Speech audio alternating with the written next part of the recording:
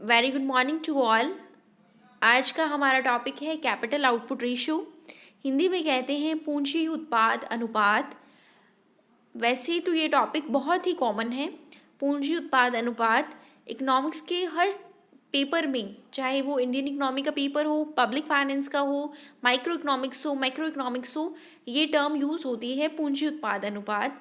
लेकिन specifically MA final year में development economics paper में ये टॉपिक लगता है पूंजी उत्पाद अनुपात। इंग्लिश में कहते हैं capital output ratio.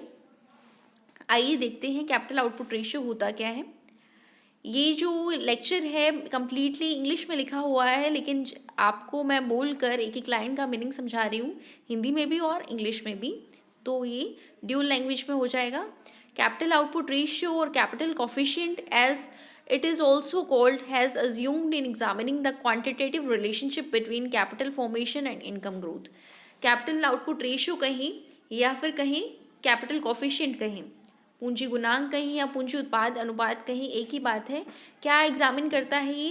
Quantitative relation यानी मात्रात्मक संबंध को बताता है। किसके बीच में? क्या पूंजी निर्माण के बीच में और इनकम ग्रोथ के बीच में। यानी पूंजी उत्पाद अनुपात जो है ये पूंजी निर्माण कितना होगा और आय में वृद्धि कितनी होगी, इसके बीच में मात्रात्मक संबंध को बताता है। The ratio has been used increasingly as a tool of policy formulation. पूंजी उत्पाद अनुपात का उपयोग क्यों किया जाता है? देखो, पहली लाइन में मैंने आपको बताया कि जो कैपिटल आउटपुट रेशियो है, पूंजी उत्पाद अनुपात है, क्या बताता है ये मात्रात्मक संबंध को बताता है पूंजी निर्माण और आय वृद्धि के बीच में। फिर बात हुई कि इसका उपयोग क्या है? पॉलिसी फॉर्मुलेशन, नीति निर्माण में और योजना बनाने में। किन कंट्रीज में? Developed as well as less developed country, विकसित अथवा विकासशील देशों में नीति निर्माण में और नियोजन के उपकरण के रूप में पूंजी उत्पाद अनुपात का प्रयोग किया जाता है। जैसे एग्जाम में क्वेश्चन आता है कि पूंजी उत्पाद अनुपात के बारे में बताइए, तो पहले आप ये बताइएगा भी किन के बीच में रिलेशन बताएगा, पूंजी का निर्माण कितना होगा और इनकम की ग्रोथ कितनी होगी। फिर आप बताइएगा कि ये इसका उपयोग क्या है। इसका उपयोग है पॉलिसी फॉर्मुलेशन में, नीति निर्माण में। किन देशों के बीच में? अल्प विकसित देश और विकसित देशों के मध्य। इन सिंपल वर्ड्स, सिंपल लैंग्वेज में अगर हम कहें, साधारण शब्दों में कहें, पूंजी उत्पाद अनुपात का अभिप्राय एक निश्चित समय काल में एक अर्थव्यवस्था या उद्योग में किए गए निवेश तथा उसी समय काल में हुए उत्पाद के संबंध में है। अर्थात कैपिटल आउटपुट रेशियो में भी डिफाइंड एज, पूंजी उत्पाद अनुपात को किस प्रकार परिभाषित करेंगे हम? The relationship of investment in a given economy और इंडस्ट्री।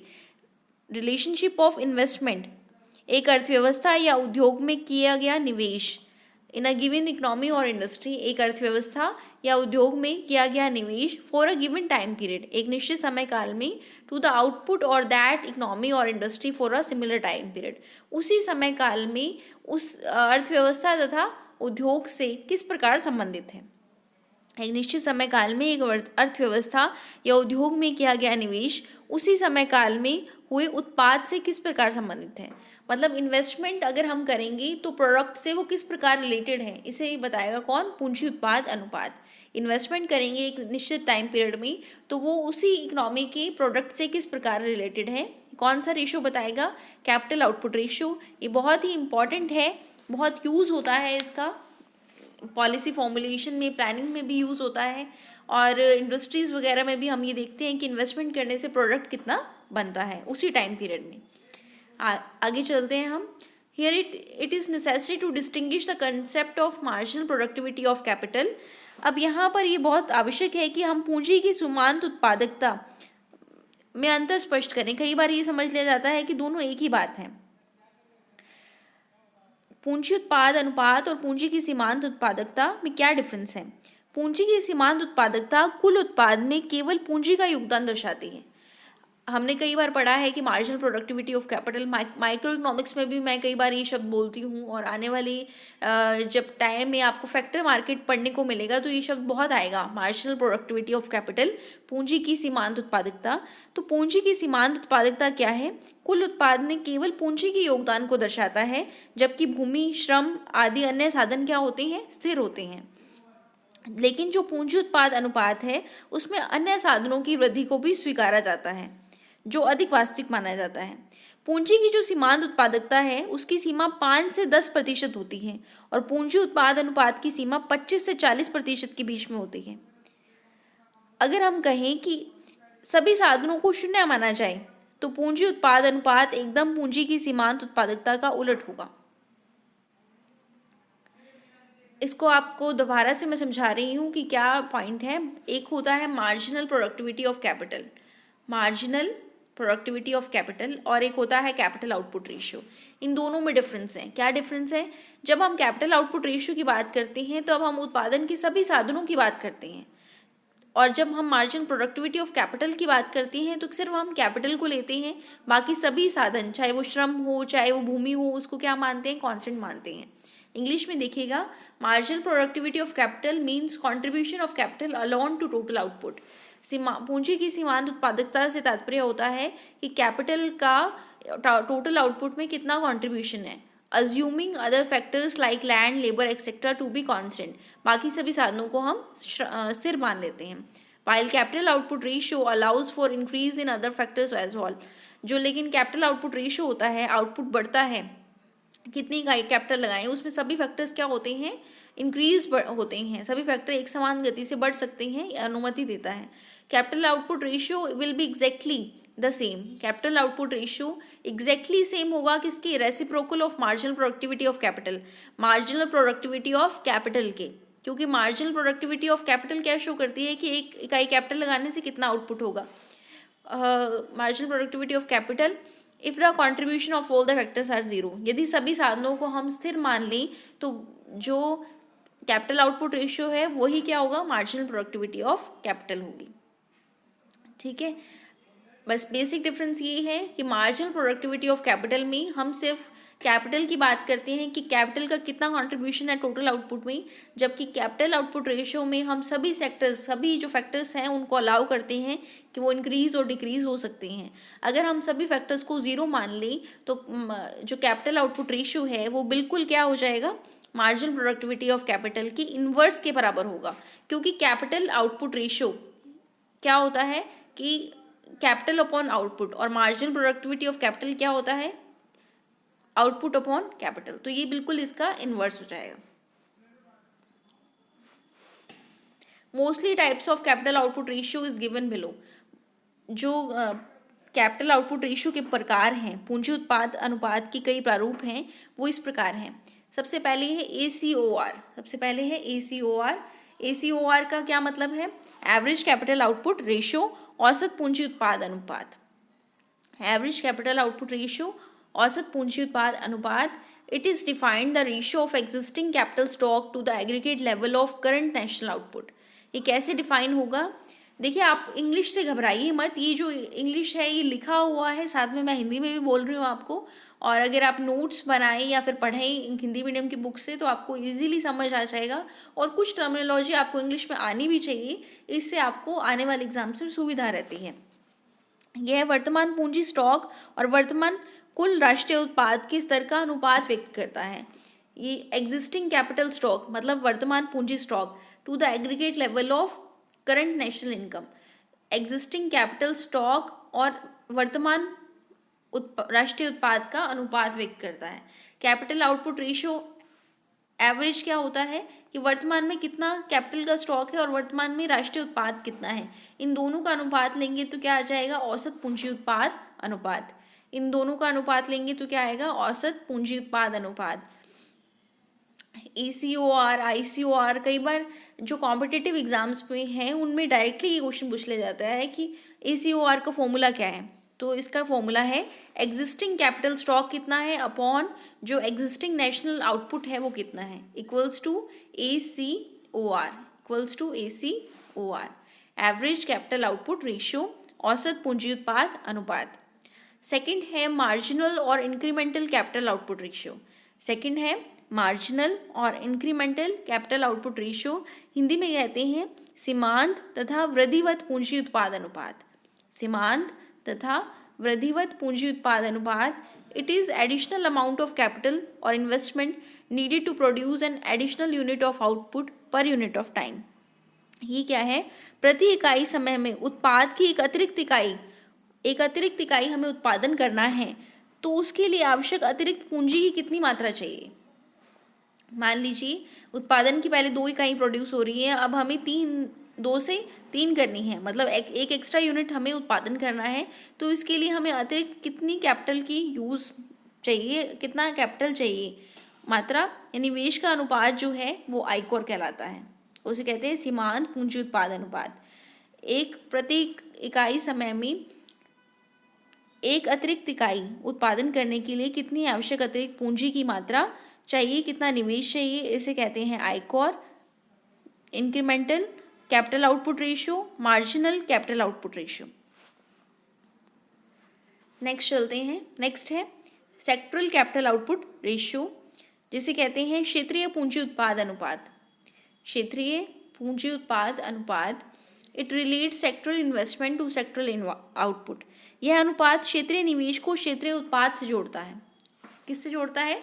सेक्टरल इन्वेस्टमेंट को सेक्टरल आउटपुट से जोड़ता है, क्षेत्रीय निवेश को क्षेत्रीय उत्पाद से जोड़ता है। The sectoral marginal capital output ratio shows the additional investment that is needed at the sectoral level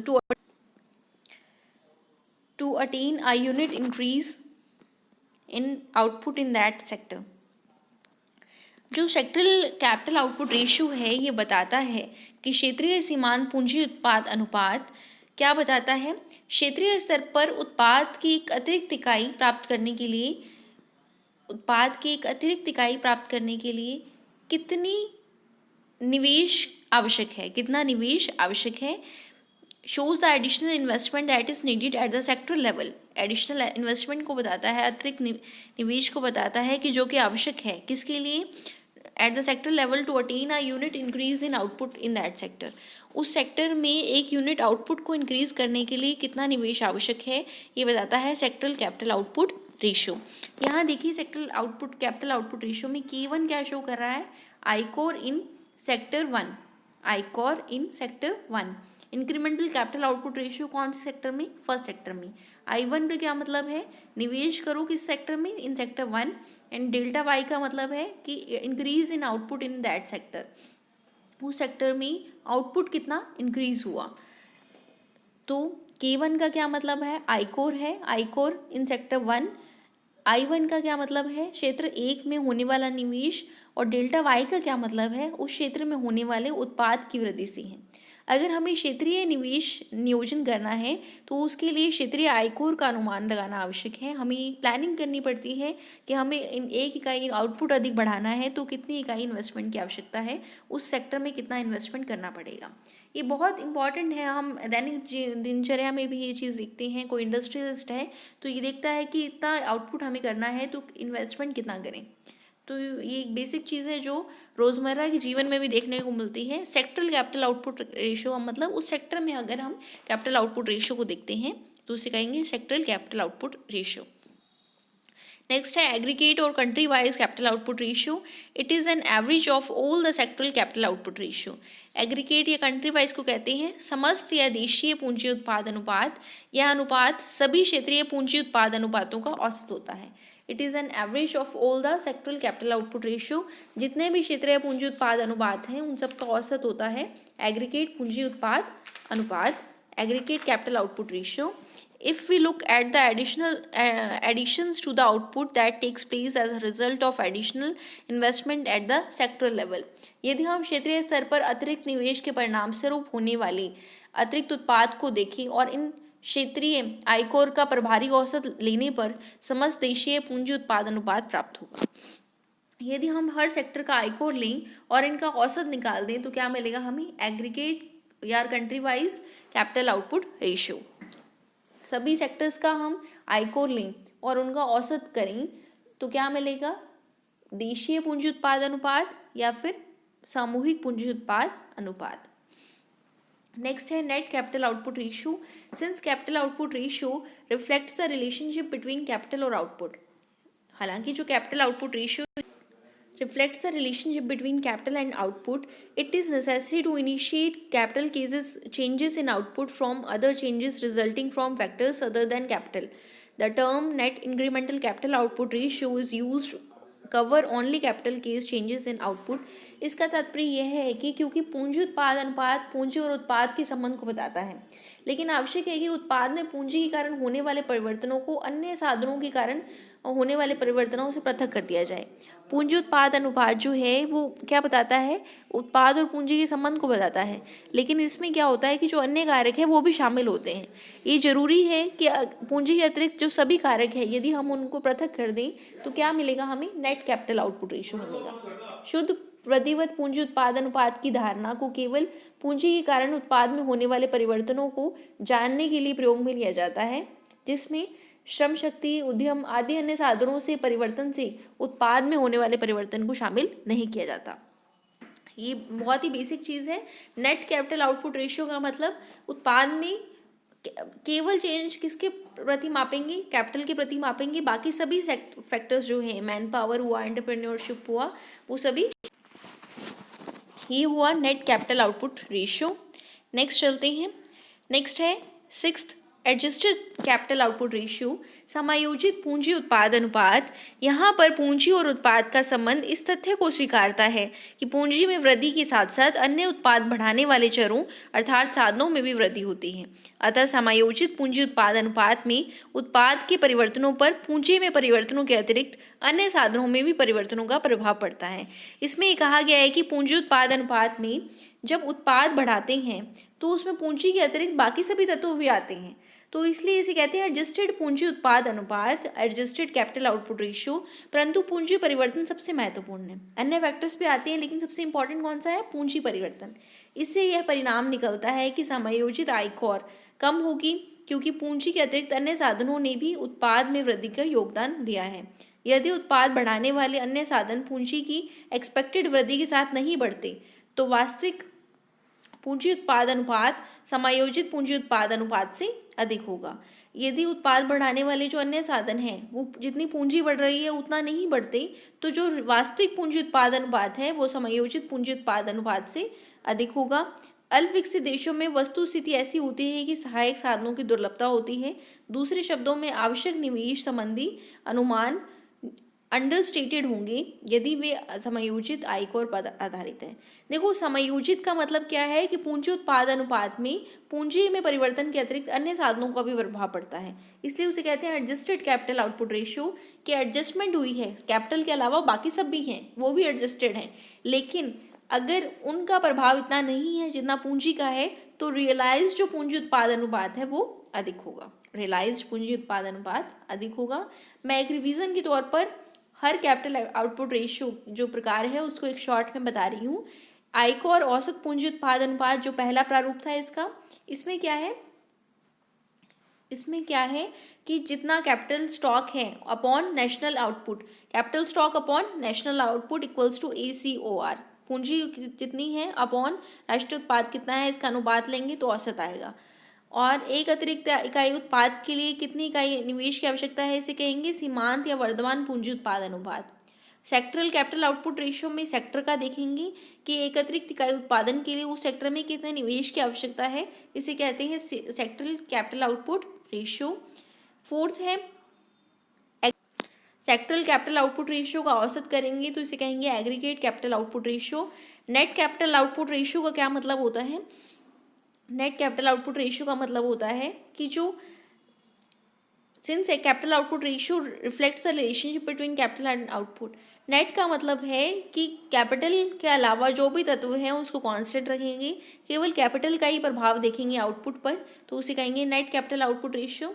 समायोजित का मतलब है कैपिटल के साथ साथ बाकी सभी तत्व भी आएंगे तो इसे कहेंगे समायोजित कैपिटल आउटपुट रेशियो। ये हुआ आपका टॉपिक कैपिटल आउटपुट रेशियो का, बहुत ही कॉमन, बहुत ही इंपॉर्टेंट टॉपिक है और MA फाइनल ईयर में अलग एक टॉपिक के रूप में है। तो आप सभी, मुझे उम्मीद है कि इस वीडियो से लाभान्वित हुई होंगी। आशा है अपने घरों में स्वस्थ होंगी, खुश होंगी। खूब पढ़िए,